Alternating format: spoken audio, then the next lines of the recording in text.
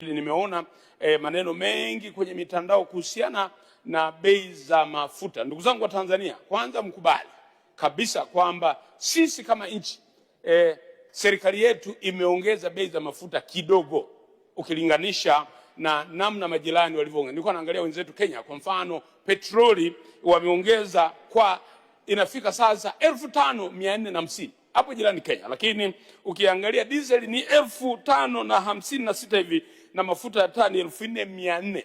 Nataka niwaambie Tanzania, nisiwape maneno ya faraja sana, ni kwamba mafuta haya inaonekana yataendelea kuongezeka ikiwa ule mfereji wa Hormuz hautafunguliwa. Lakini hata kama vita, wenzetu wa Ulaya wamesema kama vita hata itaisha leo, madhara yaliyojitokeza yanaweza kuendelea kwa muda mrefu. Ndio maana wamewaambia wananchi wao, Umoja wa Ulaya, kwamba wengi wafanye kazi kutokea nyumbani na watumie magari zaidi ya umma kuliko magari ya binafsi ili kupunguza matumizi ya mafuta, kwa sababu kuna uchache wa mafuta. Kwa hiyo Watanzania wenzangu, mambo ya mitandao myapunguze, hayana maana. Humu ndani serikali inafikiria mambo mengi.